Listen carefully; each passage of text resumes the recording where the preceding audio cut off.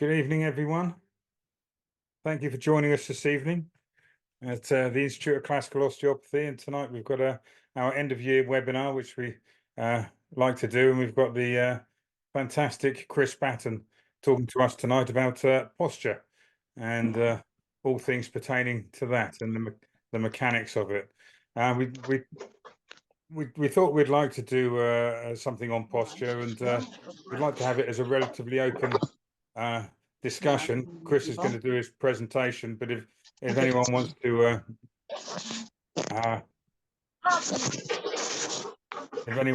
to add to this, if you could just raise your hand by clicking the raised hand option, and then we will get you to speak.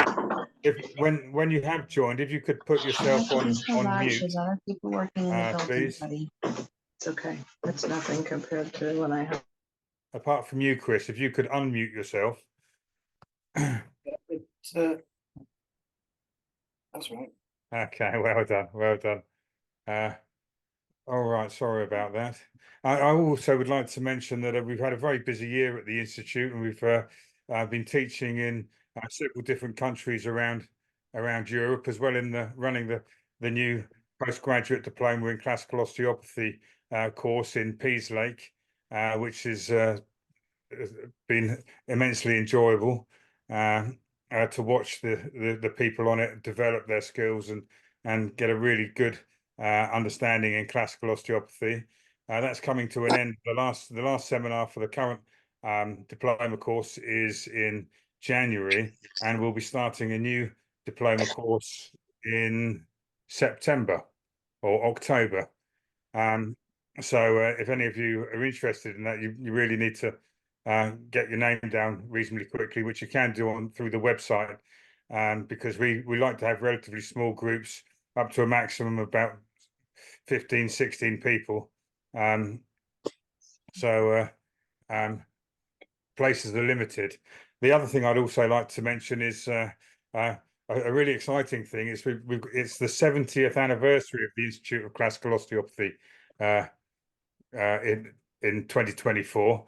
It was founded in 1954 by Hall and John Wernham and a few other people. And so next year is our 70th anniversary, and we're having our first face-to-face conference since the pandemic as well. So that's really exciting.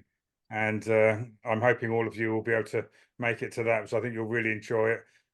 We've got a workshop day on the Saturday, which is the 16th of March. And so Saturday 16th and Sunday the 17th of March.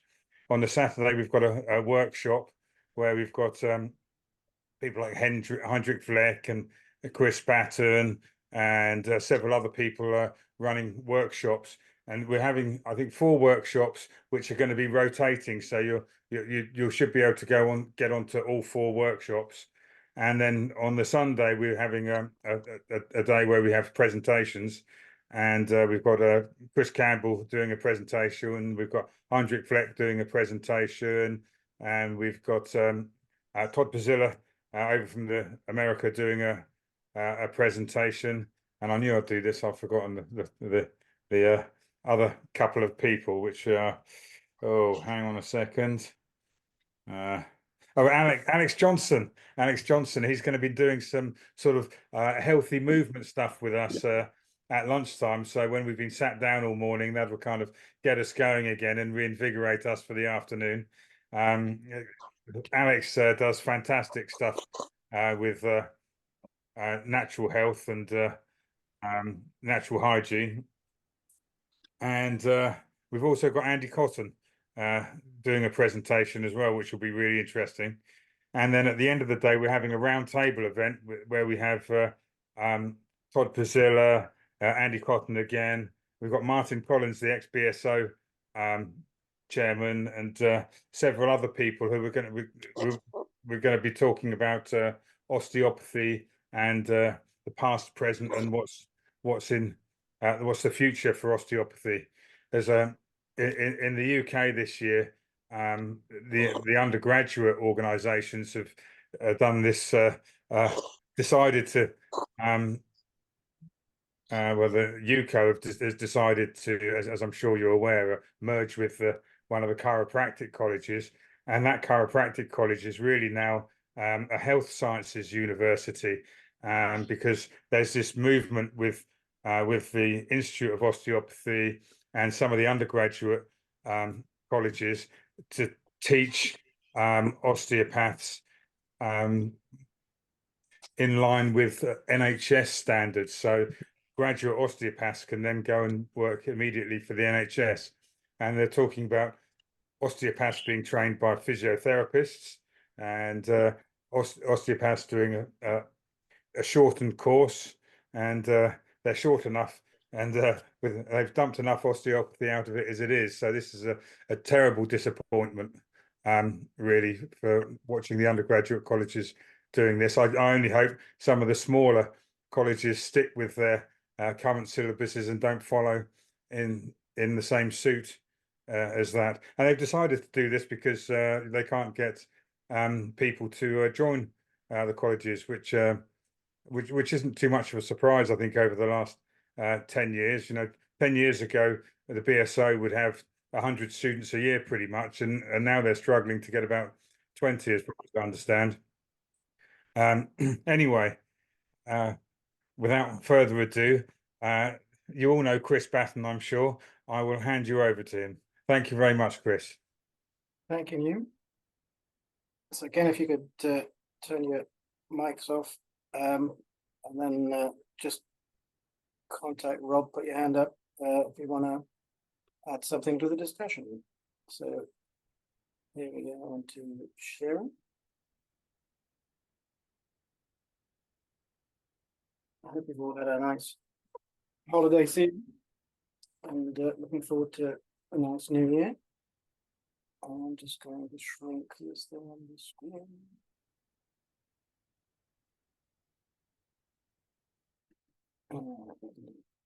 Okay, so here we are talking about posture. First off, going to have a look at thinking about why does it matter? Then the whole issue of posture and body use. I'm going to use that terminology a bit. Quite a bit of this is going to overlap with Alexander technique. It's a very important sort of approach to posture. We have our own thoughts and so on in osteopathy, but Alexander technique is very much in line with our thinking, although there's a lot of emphasis about the head leading the spine. Our thoughts tend to go to the pelvis as the foundation of the spine, but both are very important. So I'm going to use some of the terminology. Part of the terminology of Alexander technique is the use of the body. I'll talk a little bit about ease and poise. So basically, a little bit of advice for the patient, and then some tips on practitioner use. And we're going to look at sort of certain aspects of treatment and how to optimize our own body use whilst we're treating. So first off, why does it matter? Why does posture matter? Well, obviously, wear and tear, strains and stresses in the body can be avoided if we understand more about our bodies and their usage. How to move ergonomically, how to keep ourselves moving, and how to make the best of our posture, our body use. There are also kind of reasons in terms of the whole perspective of health. Osteopathy is very much concerned about thinking about the relationship of the body's structure to its function, and there's a lot of consideration in our practice about that, even down to the way that we teach, the way that we approach in the institute, starting with this chart from T.E. Hall, who looks at the three sort of main posture types. Obviously, there's a million variations on where we have a central sort of posture where a person is nicely balanced, the weight is distributed evenly, and the central gravity line is right through the middle of their body. And then the anterior type, where the body weight is forwards of the body, and the person is basically stopping themselves falling over forward.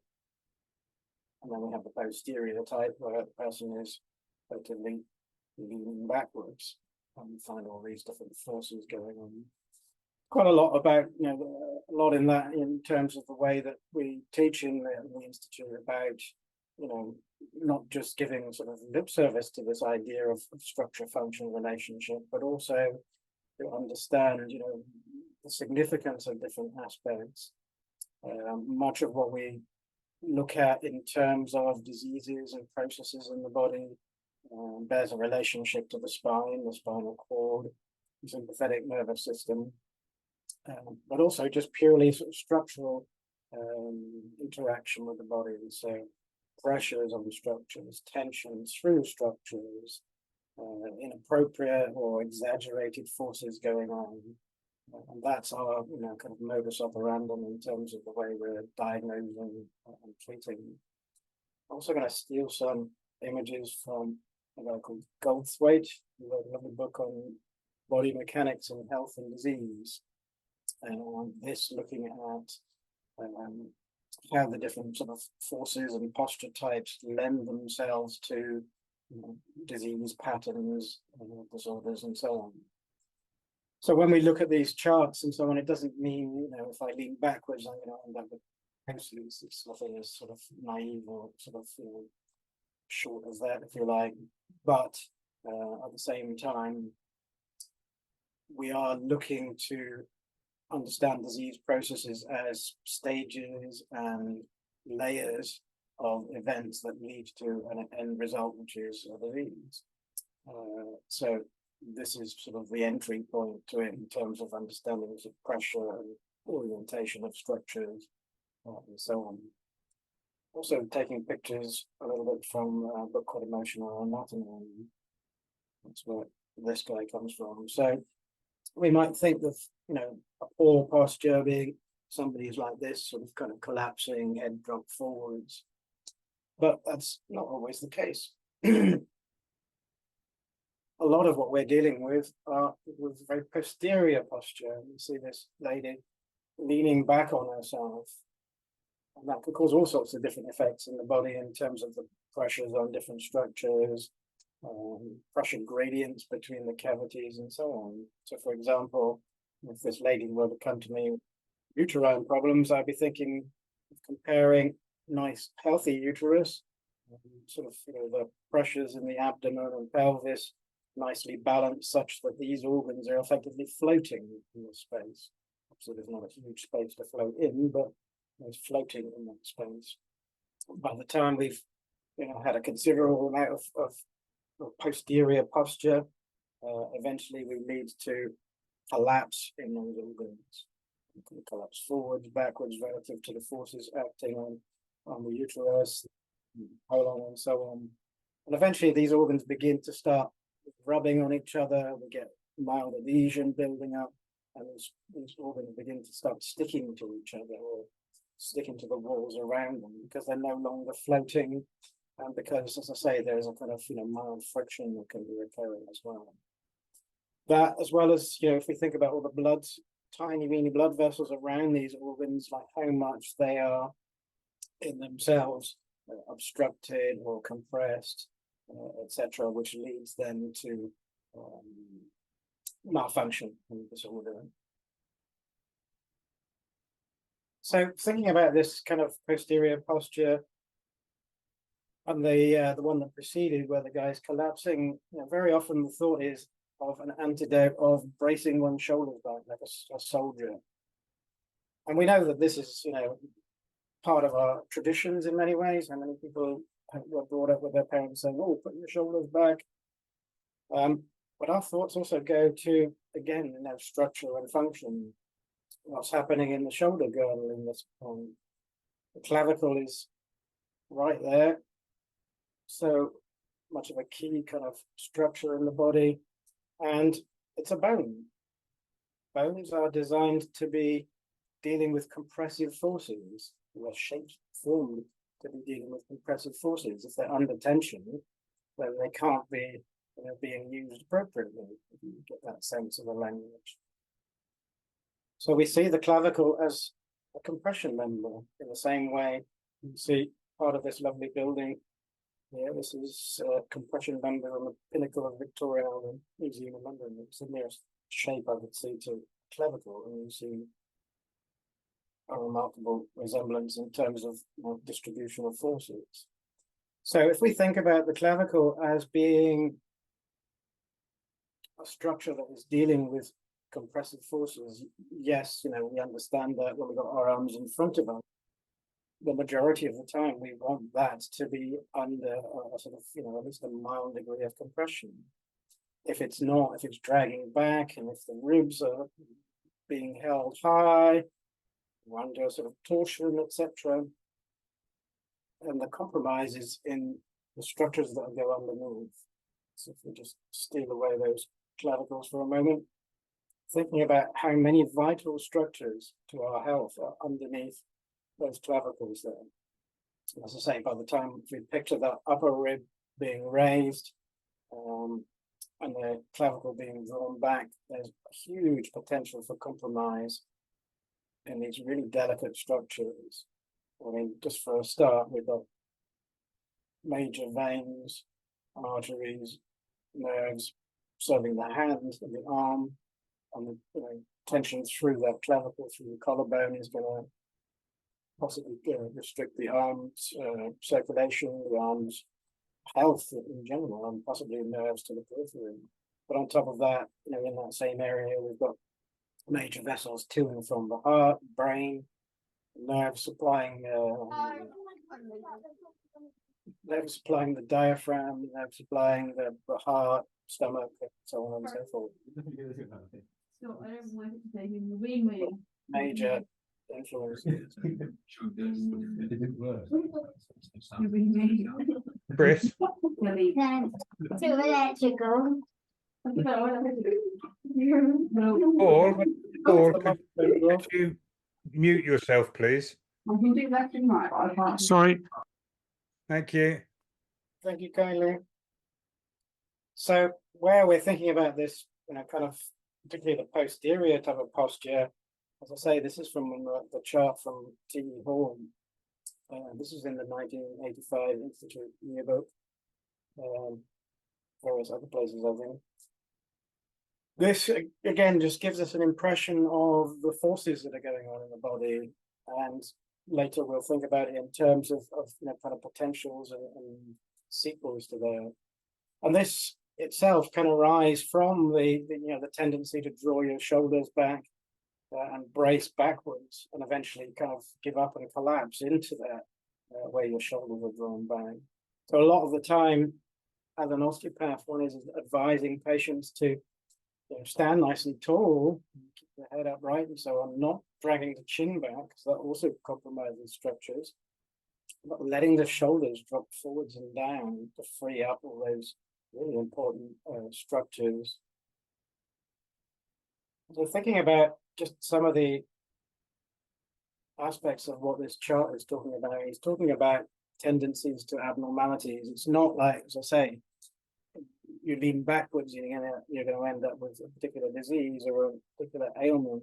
It's just the tendency of those forces towards disruption, towards organic disruption or compromise, pressure on certain key blood vessels, restriction that is inevitable from that kind of posture, causing disruptions or a manner of different things. Equally, we might be dealing with somebody who's leaning forward slightly, or even sort of actually looks quite well centered in themselves, but their spine is remarkably tight. So the straightened spine, sometimes we refer to that as an erotic spine, partly because of the influence of that on the nervous system, disrupts the nervous system and so on. And of course, to stay that straight or to be that straight requires quite a lot of muscular effort. So holding yourself like a beanpole is not the healthiest of things either. And in turn, that can lead to sort of blood pressure conditions, again, compromise between the sort of activity of the the relationship of the spaces of the chest and the abdomen. So here we have Hall's analysis of our anterior type. And again, there are all sorts of possible sequel to that consequences of and again, this is, part of what we look at in the Institute's courses and of the mechanics of the body, both in terms of sort of, the effects of a central gravity line deviation from an ideal, but also in terms of, how the forces in the spine work, so that we can understand when somebody's in trouble, the whole kind of picture of what's going on with that, and rather than just dealing with things locally or dealing with purely the effects of disturbance, we try and draw back to the causes of disruption. And of course, that might also be on the mental emotional plane, of course, but that still manifests through the physical. Classic example of anterior posture from Mr. Trump here. Very forward-leaning, but that's part of his whole kind of persona of very driven, very dynamic, very sort of pressuring and so on. Of course, when we're thinking about deviation of a center of gravity line, we need to also think about that laterally and how that affects things laterally.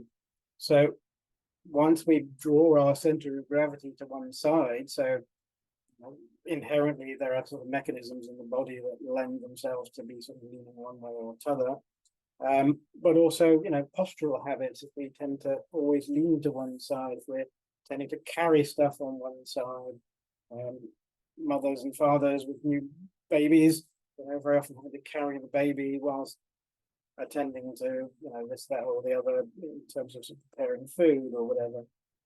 And so all these are important sort of factors.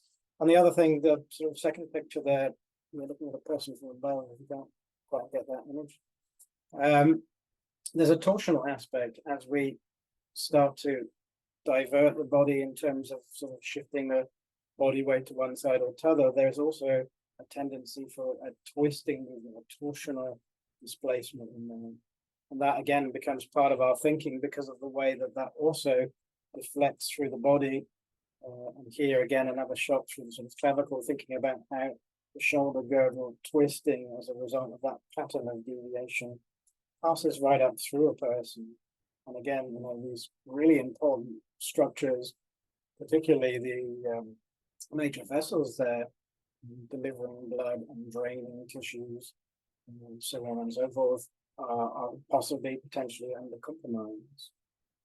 We also see that in terms of the way that center of gravity deviation leads to not just a simple kind of response in the body, but a complex response of lateral curves. And several people in the osteopathic profession, Mr. Wernham, my mentor included, referred to a sort of common pattern that goes through most of human beings for some reason, and he talked about it in terms of this common lesion pattern. And again, that's something that we kind of refer to in the Institute's courses about the tendency towards a sort of classic pattern.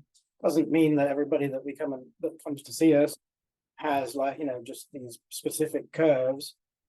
It's more about a tendency that underlies most of what people are manifesting on the surface.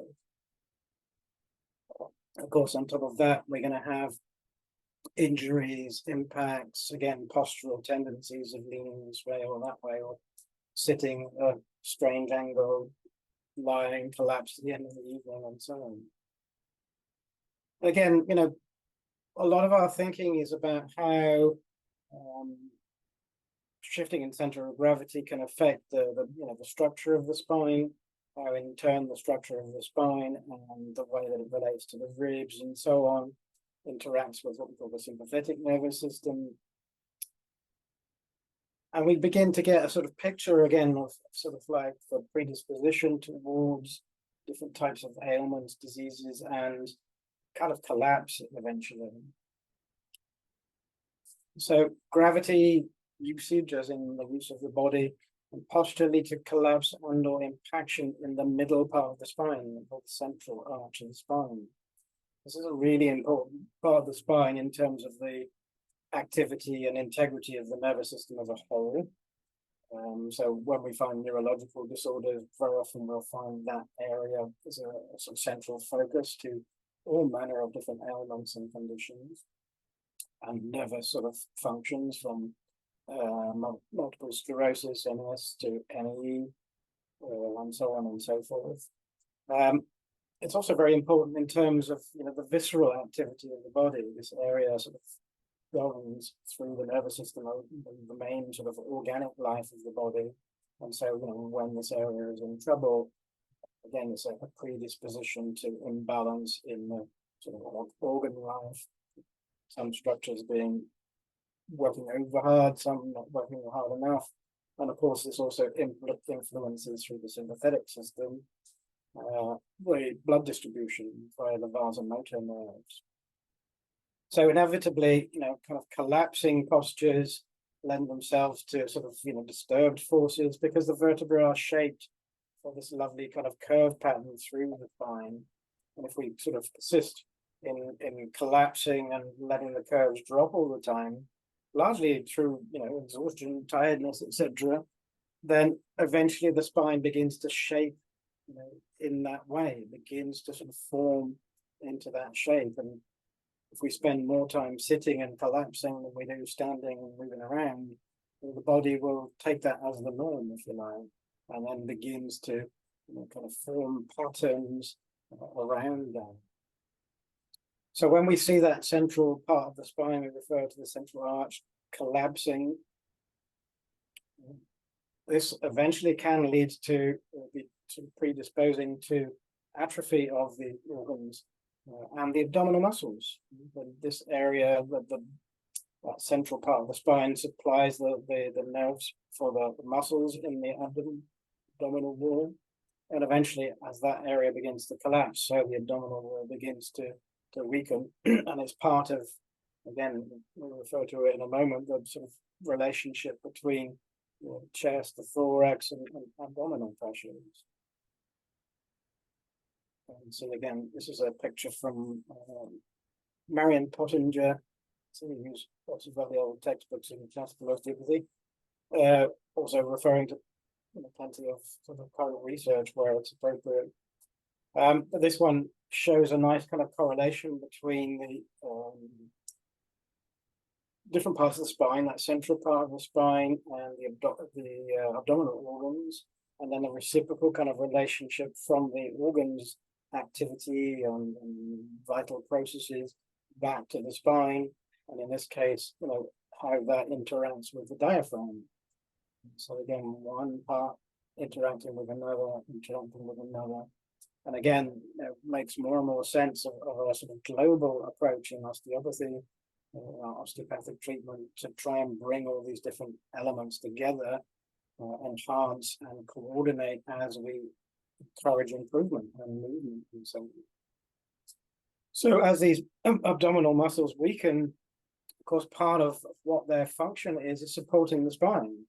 So we get that inevitable abdominal support, particularly in the sort of lower spine, beginning to weaken. And of course, that then creates a bit of a vicious circle that we then begin to find that causes more stress into the center of the spine very often. And we get this kind of vicious circle of inevitable collapse and sort of organic fatigue, if you like. I think it was Leonardo da Vinci that first observed why human beings age, and it was to do with the blood vessels. But mechanically, this is another reason why there is an inevitable collapse and disruption towards age.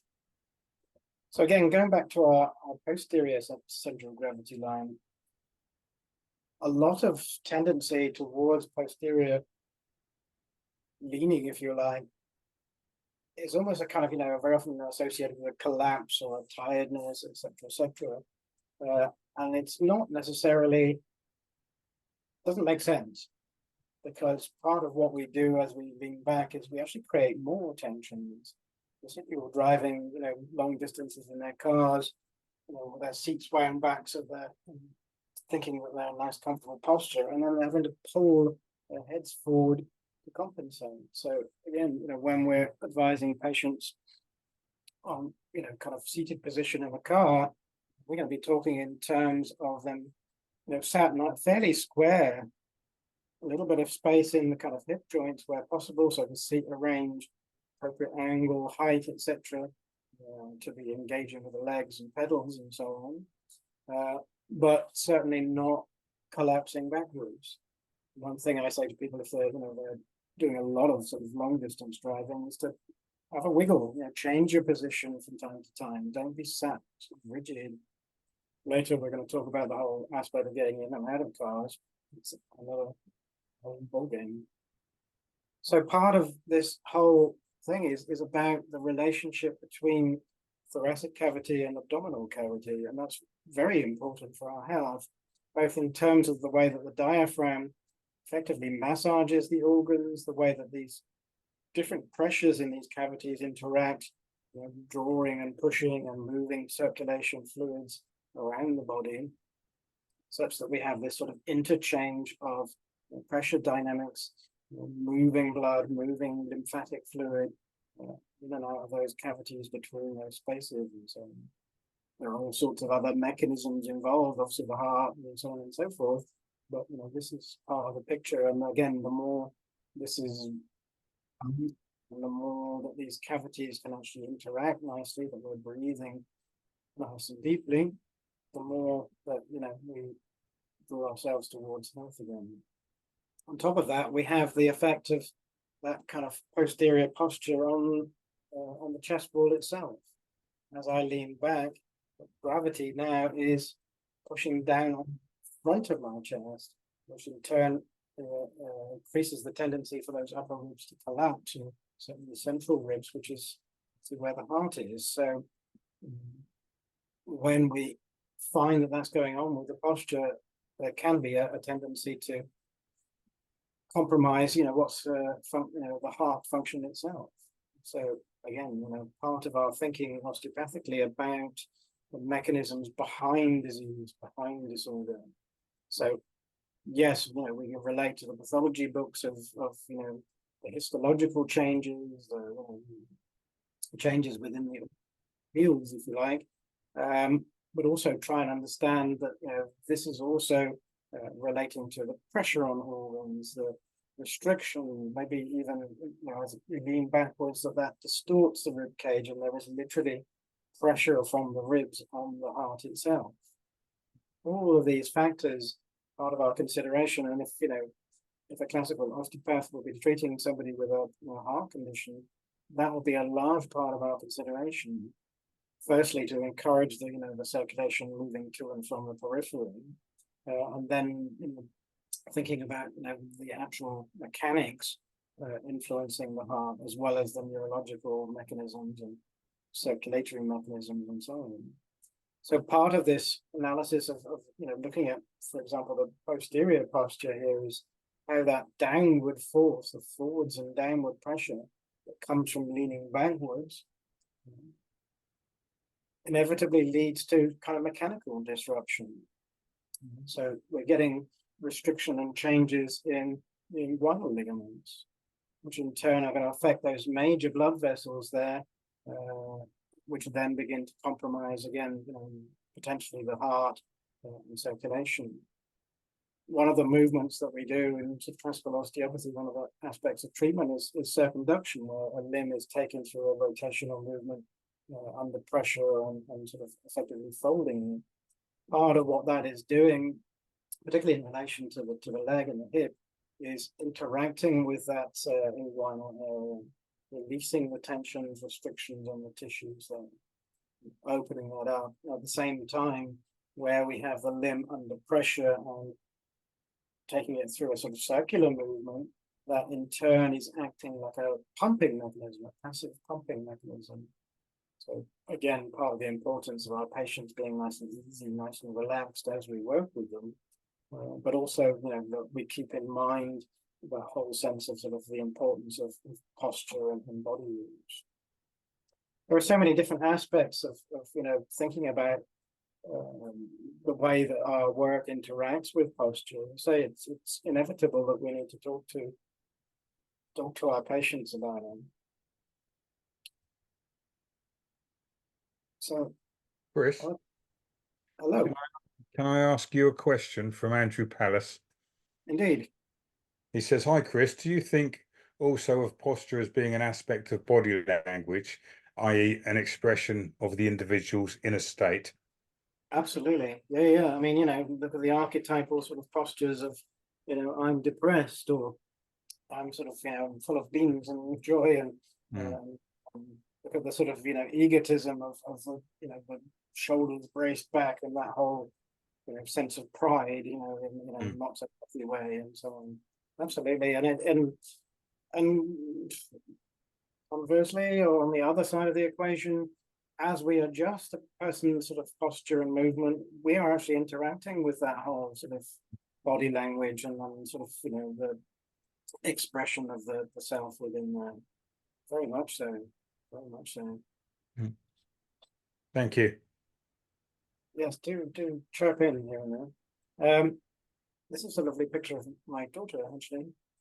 She's, I don't know where she was here, she was on holiday, and just such kind of poise in her, and just sort of rang home of some nice, healthy posture there.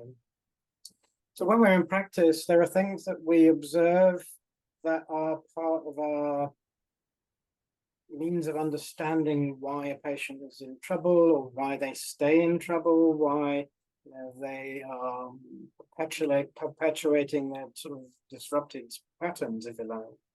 And there are a few things that I've noted over the years that, very, very distinct. And you might not notice them, kind of in practice without sort of, being nudged in the right direction. So one, you have to look at this closely to sort of really get a sense of what's going on with this spine. This is obviously the thoracic spine. This relates to people lifting weights. You can immediately see from this girl's posture that as she's, trying to pull against the quite substantial weight here, that's encouraging an exaggerated sort of flexion in the sort of thoracic spine there.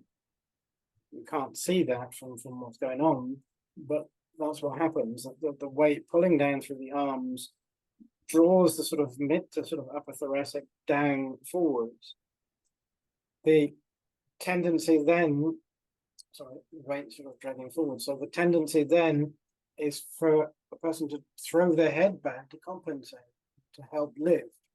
What that does, because the degree of force pulling forwards is pulling those upper sort of mid to upper thoracic group downwards, forwards and downwards into flexion, forward bending, and the head neck bending back, resisting that, but against the force of the the drag underneath. You see this tendency for a individual group vertebra or a couple of vertebrae to be pulled significantly into forward bending, flexion, and the area above to be dragged back into extension. I've seen it enough times to sort of recognize that pattern in people. And again, it's one of those things that stops a patient getting better, or certainly slows down their improvement. And it's not a gross visual thing, but it's significant enough to sort of like, note it again and again and again. And as I say, when you see this in somebody, do question, whether they're lifting and doing that sort of body work, weight and so on. And if they won't stop, then at least sort of try to encourage them to keep their head and neck in line with their spine as they do it, and not to throw their head back. It's just a really bad combination of forces. In practice, a lot of what we're trying to do in terms of adjusting the spine is to address the spine as a whole, but with particular focus to the relationship of the ilia to the sacrum, and to regard that whole kind of field as the foundation of the spine, it's foundation of the spinal mechanics. And as we progress with treatment, so as we go beyond the sort of the most acute stages and most immediate sort of needs of the patient, we then try to continue that progress through the spine by the relationships of sort of triangles of forces, if you like. So we create a triangulation of relationship from hip joints, from sacroiliac joints into the lumbar spine. So particularly into the second, third lumbar sort of interaction, where we see sort of functioning of keystone action in that lower spine, i.e. the sort of the greatest point of deviation, and where that sort of part of the spine flexes and extends kind of at that specific point. It's very important for understanding of stabilizing the low back, stabilizing the mechanics. Over the years, we've seen a lot of people come into classical osteopathy and into the institute trying to understand about this whole sort of concept of stabilization. So it's easy enough to make changes in the spine, but how do we make change that stabilizes and can continue progressively with the patient without sort of going backwards and forwards all the time? Part of that is about pacing the treatment so that we can make a positive movement forwards without having to step back. Part of it's also understanding this whole kind of concept of mechanics and relationships of forces and so on as we're adjusting. Anyway, having seen this like a lot of times in patients, it's worthy to note there are some times where it's really difficult to get that lower part of the spine to change and stabilize. And one thing I've seen over the years is tendency for this kind of curve pattern in the lower spine, always the same direction. We're not talking about Mr. Wernham's common lesion pattern issue right now. We're talking about a lateral curve pattern that doesn't even seem to follow kind of physiological principles, i.e. it doesn't side bend and rotate, but mostly side bends. And that, as I say, is not following kind of natural principles and the shape of vertebrae and so on. Looking into the whys and wherefores of people's spines and asking enough questions over the years, what it boils down to is where, I hate to sound sexist, but predominantly women tend to sit like this. Their legs up underneath them to one side, always the same side, always probably the same side of a couch or sofa, and you get that kind of lateral curve that really hinders your work as an osteopath, watching the patient to stabilize. And once you begin to see that pattern, and as I say, that the key is to recognize a kind of lateral curve pattern that doesn't significantly rotate, because ideally, normally we're getting side bending and rotating patterns occurring at the same time, and it doesn't do that. It's just side bend because the legs and so on. Something quite weird here. Yeah, that tendency is to do with the whole kind of posture and you're holding the spine in a particular way. When we, the largest sort of consideration though is obviously the sort of collapse, the slump, and that in turn again sets up all sorts of aberrant forces. And it's not just because we don't want somebody's spine to go out of this lovely curvature. Sometimes it's good that we relax and let go of the sort of, the arches in the spine. Helps us to sort of like actually enable relaxation through the nervous system. But what this one is doing is, whilst this low back is collapsing, inevitably the head is pulling back against the spine, but is trying to pull forwards. So you've got a conflict of forces again. And that conflict of forces tends to focus at a sort of certain point in the upper thoracic spine. If we look at Littlejohn and Wernham and so on's models of the lines and polygons of forces, we see this correlates with our sort of upper, but certainly in relation to the sort of long muscles that initiate that kind of bowing type movement in the head.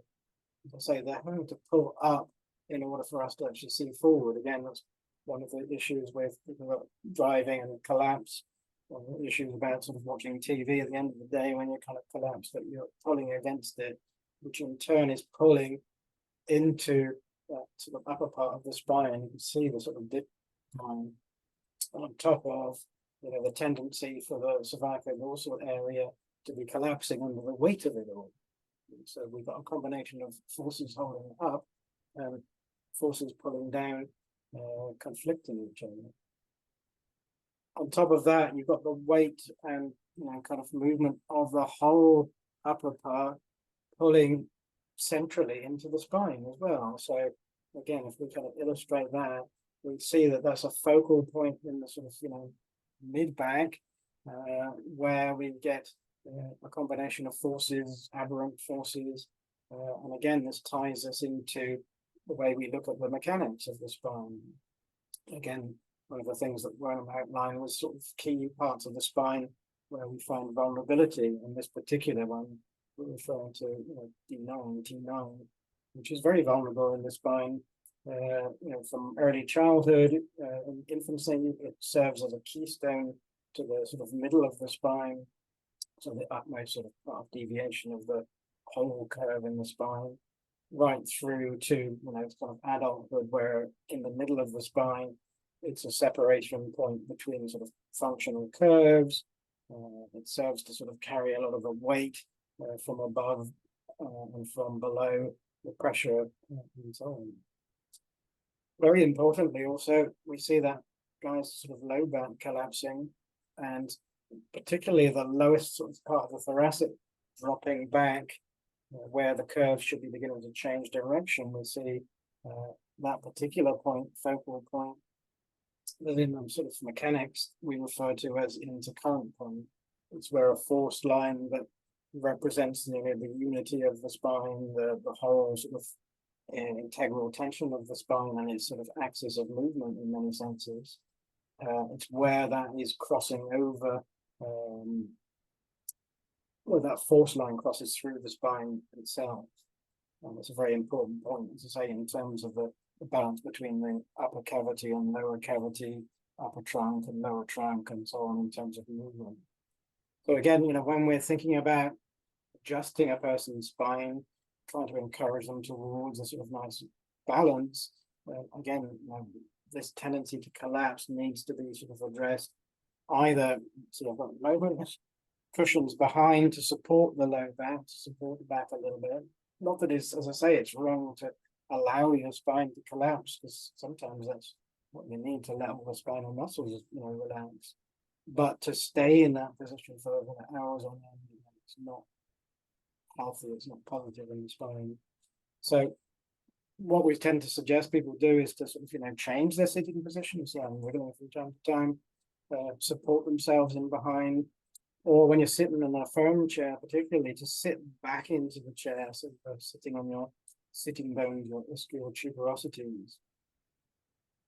The other thing with this posture aspect is that it lends itself to stress into another vulnerable part in your neck. So we can see by the pattern of the muscles there that there's a sort of focal point centering on C5 in the neck here.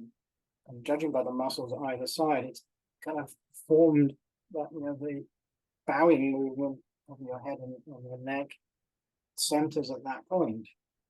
Again, it's relative to sort of patterns of muscle activity.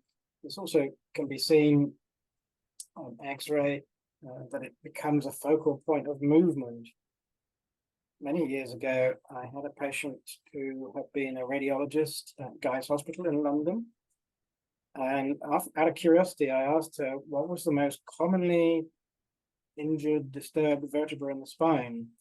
And from conversations I'd had with Mr. Wernham, not that he'd said this specifically, but from conversations I had with Mr. Wernham, I was expecting her to say the second, third lumbar or the third lumbar, because Mr. Wernham had observed in real human spines. We had a skeleton in the classroom that was a real human being at one stage. It wasn't a plastic thing.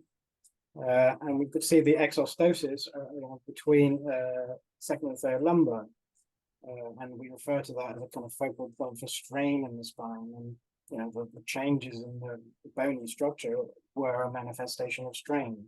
We tend to think of strain in terms of ligaments and muscles and so on. But bones strain too, they just strain an awful lot slower. But this patient of mine said the most vulnerable part, the most commonly injured part of the spine was C5. So that's quite interesting. And I've just had a patient a couple of days ago, trouble at C5, and you get manifestations into the arm and so on.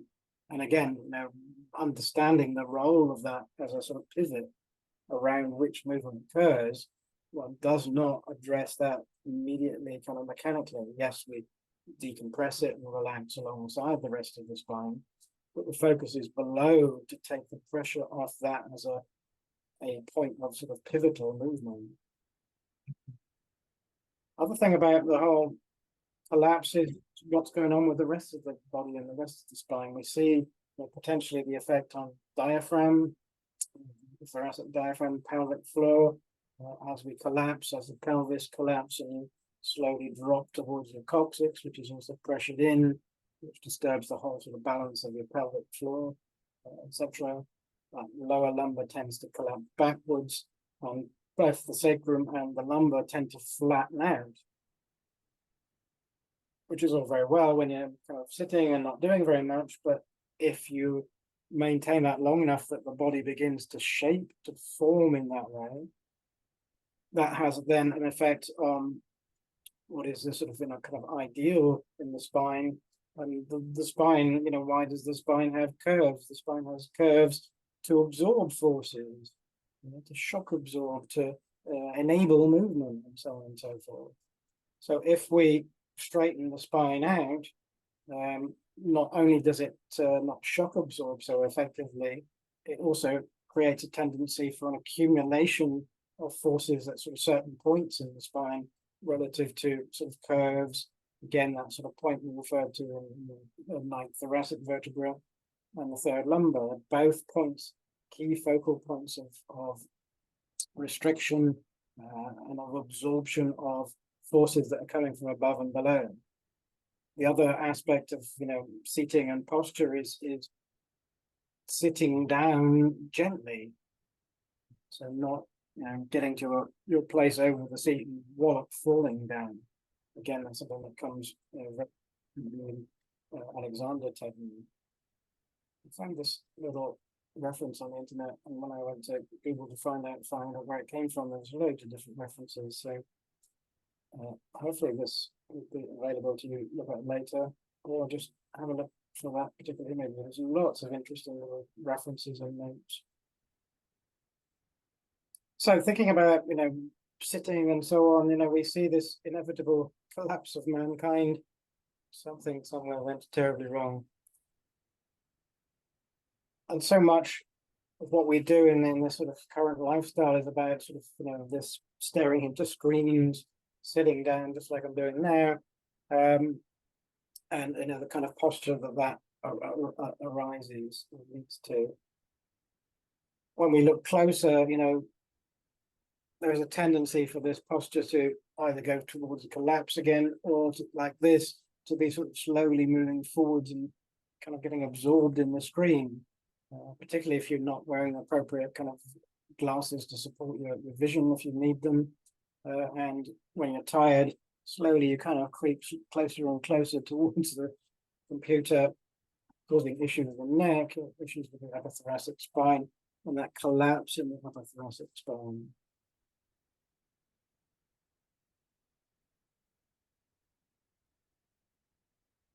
So then thinking about, you know, kind of what can we do with this? How can we encourage or advise a more healthy way of looking at things? Well, it's about ease and poise, about understanding kind of relationships of forces and so on.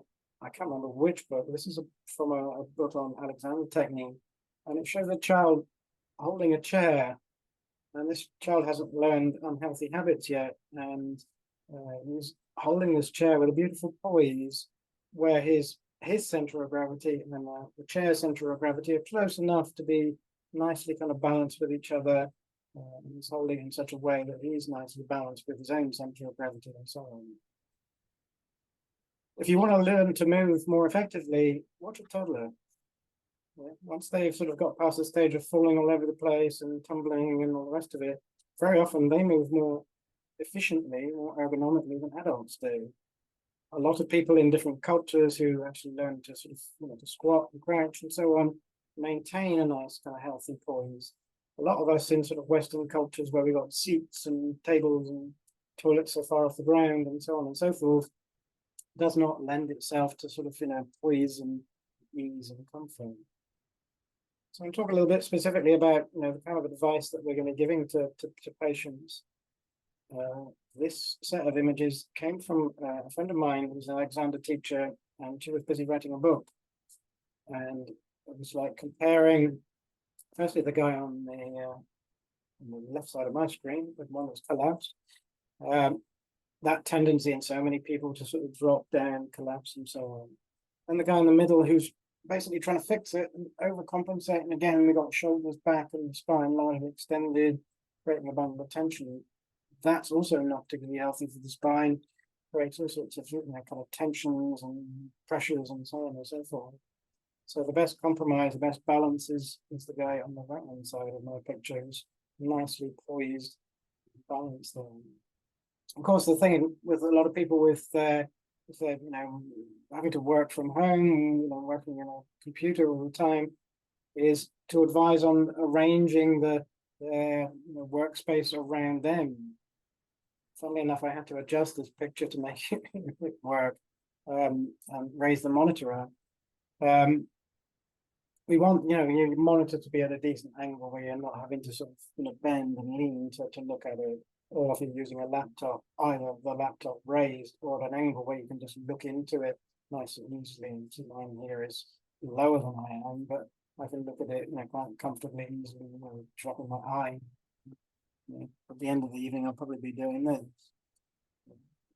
So a lot of it's about maintaining these sort of nice open joints. So the hip joint is nice and open, the knee joint is nice and open, the ankle, so on. So, and also so that your foot can rest on the floor or rest on something on the floor. So we've got a little bit of support from below, and you're not being kind of pulled down, from your arms and so on. Nice, easy kind of orientation for your arms. Of course, there are alternatives these days with desks that rise up, and you can use a standing desk, which is another option. The other, as I've said, is to move, is to change the position you're sitting in. Either what I tend to advise people is spend some time sitting back into a seat and use the support there. The other is to sort of come forwards onto a seat, perch on the edge of the seat, so you're nice and kind of comfortable and balanced and more active, rather than sort of passive and tending to collapse. Seats have been designed, for that very purpose of the kneeling seats, although those can irritate the knees a little bit after a while, my experience.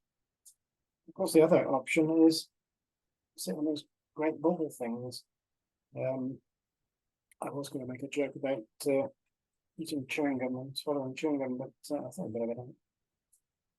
When we're thinking about the Alexander technique, a lot of what an Alexander lesson is about is basically moving from sitting to standing under guidance, so re-educating our patterns of movement.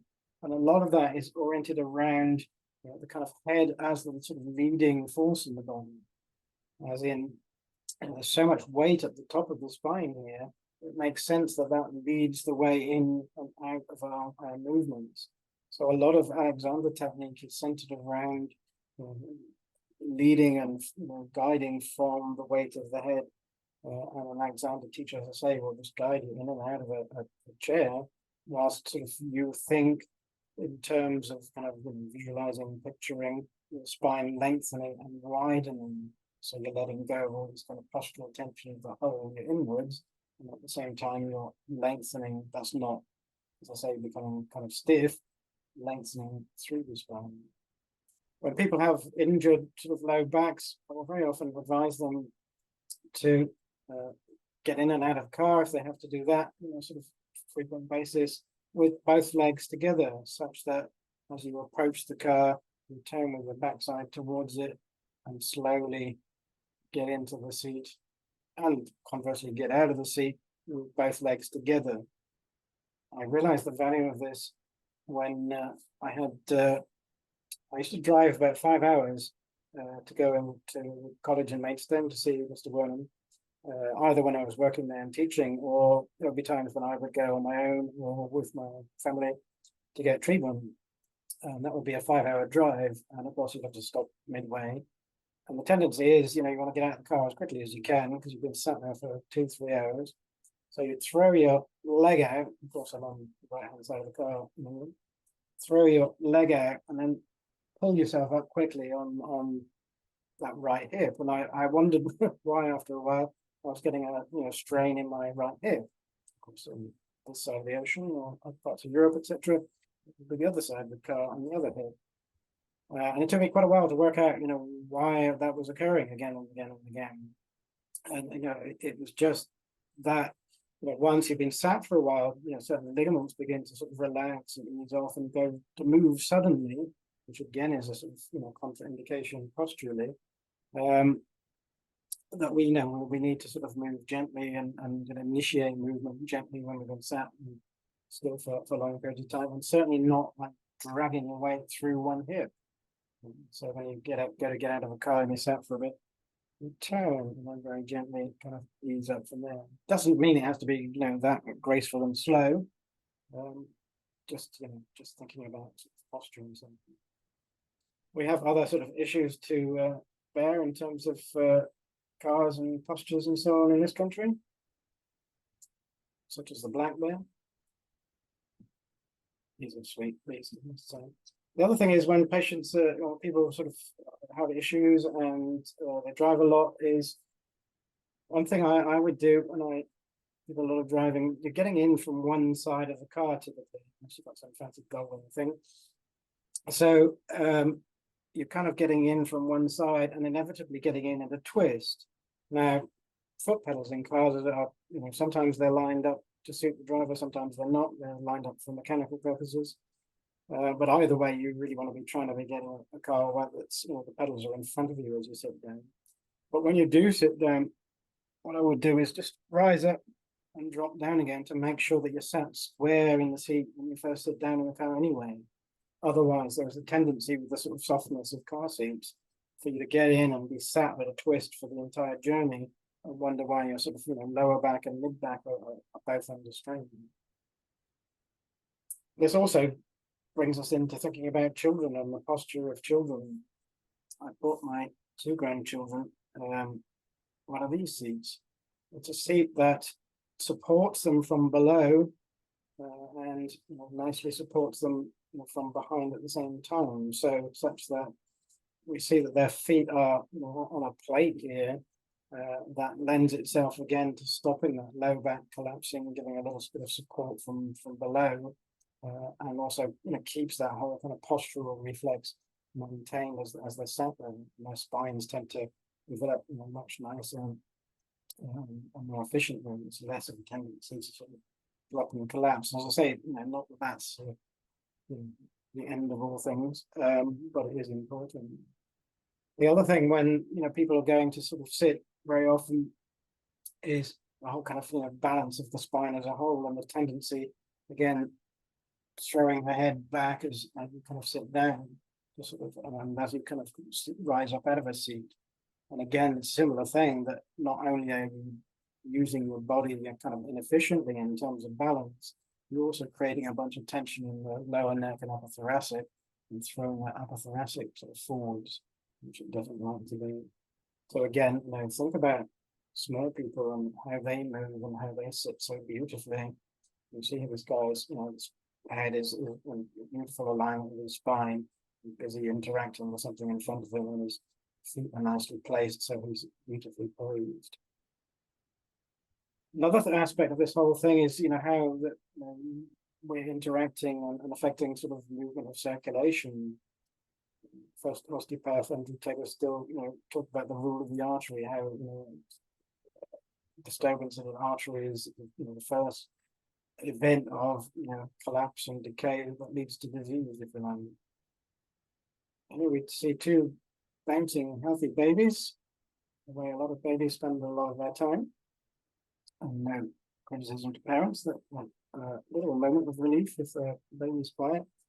However, one of the things that Goldswaite talks about, where a baby is lying on their back for long periods of time, we do find partly because of the lack of valves through the veins and within the spinal cord itself, that there's congestion within the spinal cord. This leads in turn to disruption of fluids. Eventually, there's a tendency towards acidosis in tissues, which then disrupts how those spinal cord tissues are actually functioning. So, in order for a baby to stay nice and healthy, we need to balance that time lying on their back with plenty of time lying on their front and exploring these lovely reflexes.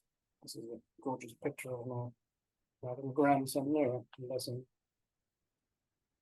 So posture, very important issue. So an awful lot of it's concerning with our head and neck posture, and also sort of key vulnerable areas in the spine. So again, as head and neck drop forwards, frequently in this day and age, in response to this little contraption in your hand, we see that creates a whole bunch of tension in the neck to stop your head and neck dropping forwards into your lap.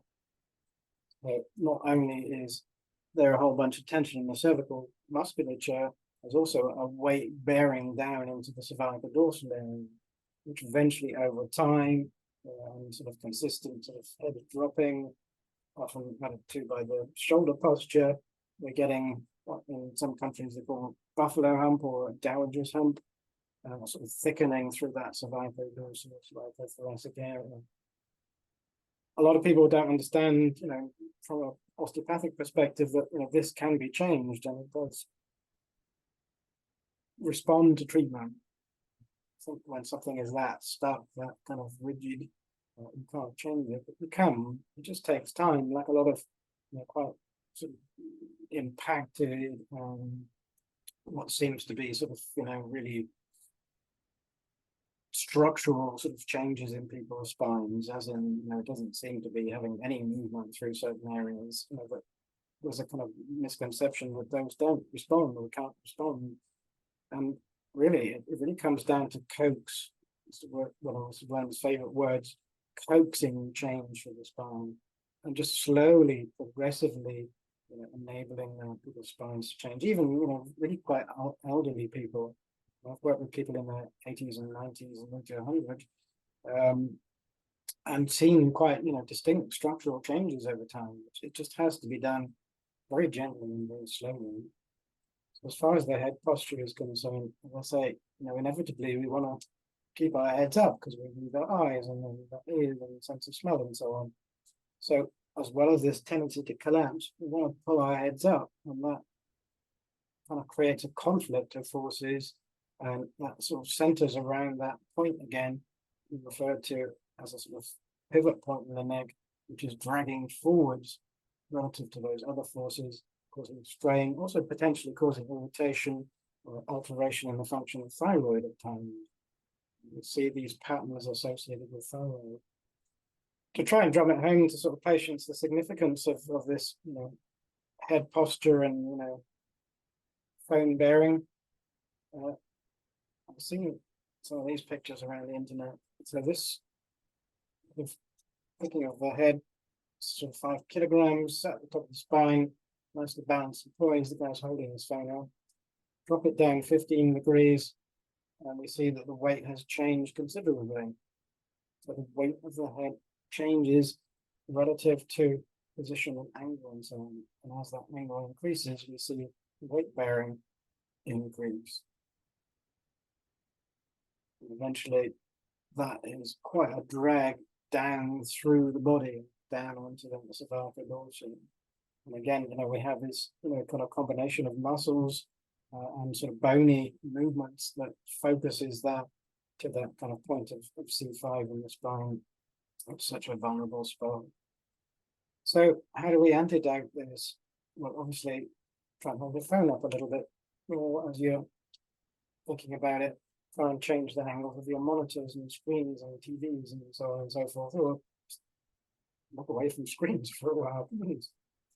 The other thing is kind of using images and analogies with patients, and one I use most commonly is trying to get a patient to think about being housed at the crown of their head, like this string or elastic, drawing them upwards, and everything else drops downwards. So shoulders drop down, that sort of tension on the bottom of the diaphragm, that kind of drops nicely, and everything that is posterior through the center of the spine comes up.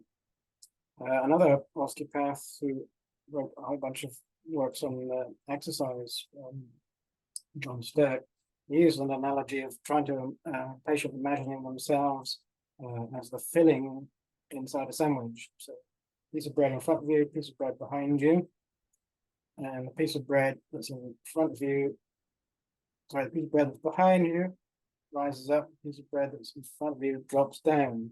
So you get that sense of kind of rising up out of yourself. Sometimes these kind of visual sort of images and so on are helpful to people to understand kind of mechanics of something. Just a simple kind of image helps to stick in their mind, a picture that also knocks into the subconscious. Of course, a lot of what we're dealing with is people that strain themselves from lifting and carrying and so on.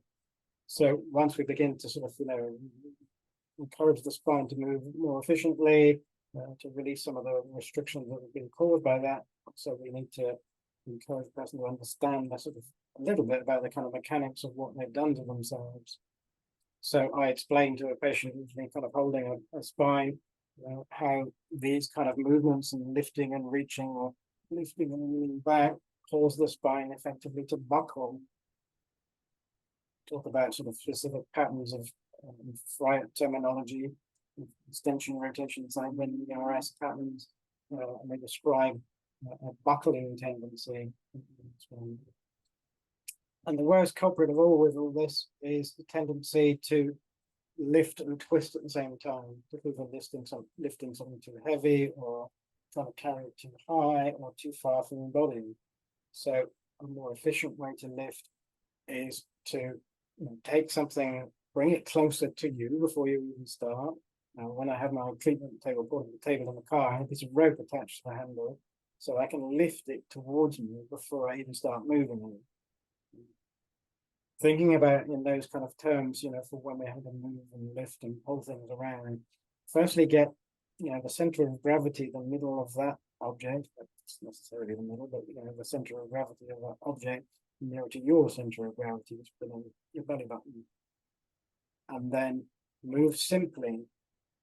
I remember when I was going to Mr. Wernham for treatment, and he would get you to bend over forwards, and as you're coming up, he would say, "Okay, now go lie on the table," waiting for you to move inefficiently. So as you're coming up, he'd then be telling you to get off to the table, and you go from that bending position to make your way to the table.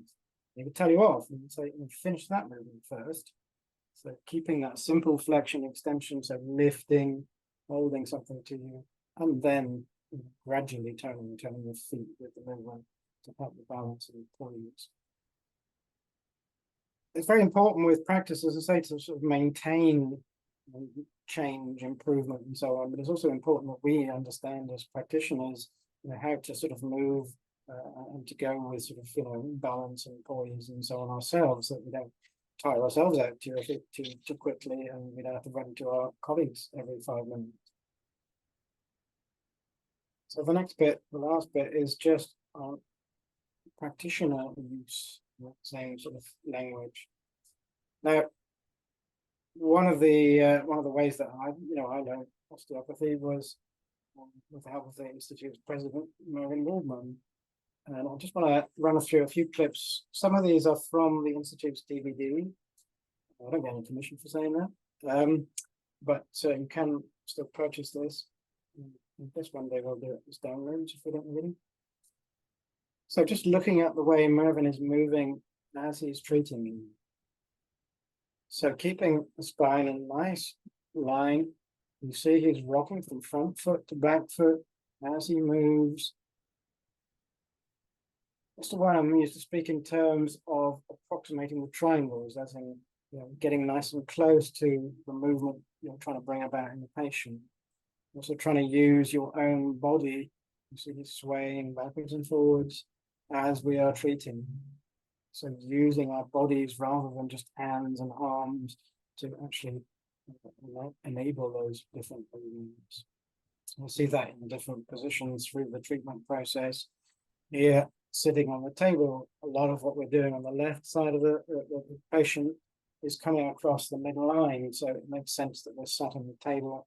You see his legs underneath the table, nicely counterbalancing his upper body. So as he leans across the table, his legs move away from, and he moves away from the table, his legs move towards underneath the table. I tend to sit with my legs crossed at that point. It's like when you see girls in Holland sitting on the back of their friends' bicycles, and they sit, side saddle as it were, and keeping their legs crossed so they can keep nice and sort of balanced. It does make things a lot easier. And all you're doing then is just gently moving your body. It just makes life so much easier. So here, I'm treating the neck, and just watch for how his body, is interacting. So he's bending, in order that he can get his arms and hands interacting with the patient's neck most efficiently. But see how his feet are planted. He's nicely, gently sort of, astride the table a little bit. And you see bending of the hips and knees and ankles as he wants to get lower to that patient. And then eventually using his body weight to create the traction forces. So much of what we can do in sort of, classical osteopathy is about sort of balance and counterbalance. At the end of a treatment, very often I'll wrap my arms around the patient. They're sat, as far to the, to my side of the table as they possibly can. And you wrap your arms around and just gently lean back. And the more strength you want to put into it, basically the further under the table your feet go, just to counteract that balance, that nice balance. Here we see Mervyn doing something a little bit stronger. He's using a lot more sort of counterbalance and so on. And there are times when we perform these kind of movements where, if, for example, somebody has a very kind of heavy set of legs, or you actually want to perform this kind of movement on both legs, if that's within your scope and within the size of the patient, we'd face down the table and we're leaning backwards. We'd face towards their feet, turn around and move backwards. But we see that Mervyn using that kind of optimum efficiency of his whole body weight as we kind of interact with those kind of movements. And then there might be times when you want to kind of actually get over the patient, and again, keeping the spine nicely elongated. And here we see Mervyn's feet quite well spread out to try and keep his body's sort of weight balanced, and slightly dropping over the patient and using again simple kind of body movements as he's engaging with this nice longitudinal movements with the spine. You can see sort of diagonal axis of the articulation through them. And then there are movements where we're treating the patient in a sitting position. This is very useful approach in osteopathy, either at the end of the treatment, or if we can't get a patient to lie on the back or lie on the front, or sometimes just because it's a more effective sort of way of approaching a particular part of the body. And here we see Mervyn again, patient sat nicely poised. He's coming onto the table effectively himself, so his center of gravity is going further forward, so he's not leaning and doing something quite heavy. He's using a nice big leverage into the spine, and again, you see that he's using his whole body to do that movement. He's not pushing with his arm and his hand, which in turn will save wear and tear of your own arms and hands as you do so. Very important part of our treatment process. So again, I would encourage you as osteopaths out there to think about your movements, think about particularly where your feet are placed, that you kind of maintain a nice kind of healthy balance and use your own body weight to do the treatment process, that you're not bending over for any sort of significant amount of time, particularly weight bearing. Try and find a way of getting close to the patient. Obviously, you kind of talk to the patient about what we're doing, so you don't invade their kind of personal space at the same time, and you treat them respectfully, and that they are aware of what you're doing. Some techniques are, intimate's the wrong word, but very close in terms of sort of body orientation, and it's important the patient understands what it is that you're doing. Okay, well that's about it for me. Any thoughts, questions, queries, comments? Hi, Chris. That was really, really, really good. Thank you very much. It's such an important part of our work, talking to people about their posture and trying to get them to improve that, so they don't automatically slip back into the pattern that they were in. Do you want to switch to a screen show off, Chris? Yeah. Brilliant, thank you. And one of the really interesting ones, that picture of the lady with her legs out to the side. It's such a common thing, again, particularly for women to do. I think they're usually a bit more flexible around their hips and pelvis, which allows them to do that, and they just move into that position naturally without even thinking about it. But sometimes on your first examination of a patient, you can see how their pelvis is hitched up on one side, and how the lumbar curve follows that, and you think, this is someone who sits in exactly in that position, and they say, how do you know? And how do you know I do that? And you can say, well, I can just see it because you're stuck in that position. Absolutely, and I think one of the things, I don't know if anybody here is sort of more recent graduates, etc., but one of the things that becomes more and more useful in practice is if you can observe patterns and movements that you can understand what a patient's done to get into a problem or is maintaining it. If you can actually analyze both sort of general patterns of movement, gross patterns, as well as the specific vertebra, kind of that's why we use long levers in a sense to diagnostically as much as treating, to get sort of sense of relationship between different parts, and helps us to really get a picture of why they're in trouble, not just the fact that they are in trouble. Yeah. And it also helps your credibility enormously if you can tell a person what they've done to get in trouble and they didn't even realize it. Yeah. They think you're some sort of magician or something. Yeah. There's like that other picture, which was, I think it was immediately after the lady sitting on her legs, of the guy sat really kind of arched like that, and you see that again so often typically on young guys who sit on the bed and game till 4 o'clock in the morning, and and they just, it's almost like their spine is reverting to the primary arch of that sort of kyphosis, and when they're standing, that lower thoracic and upper lumbar area gets into such a mess with that, and you can imagine all those what's happening in those cavity pressures, and the neurology and drainage going through those segments of the cord, and how they're going to be compromised by that sort of thing. Yeah, absolutely. Hmm. Yeah, it's fascinating business. I mean, I've learned loads by obviously interacting with Mr. Wernham and Reverend Waldman, but also interacting with Alexander teachers over the years, having doing treatment swaps and having Alexander sessions. It's been such an interesting learning process in itself.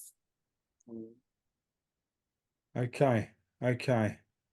All right. Anyone like to ask any more questions? We've got a couple of people say thank you very much, Chris, and Richard Baverstock says a good reminder of my classical training at Surrey Institute of Osteopathic Medicine, and Andrew Palace thanking you, and Todd Priscilla saying brilliant as usual, Chris. Thank you for sharing, and Happy New Year.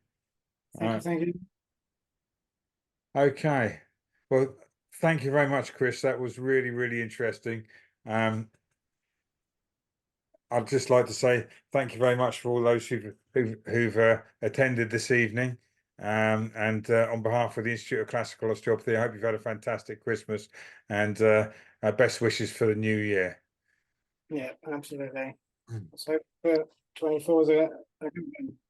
Yes, yeah, I think it will be. And so don't forget to go to our website, which is www.classical-osteopathy.org, and book up for the conference. And it's going to be fantastic getting together again. As the last time we did that was 2020. So I look forward to seeing all of you there. Absolutely.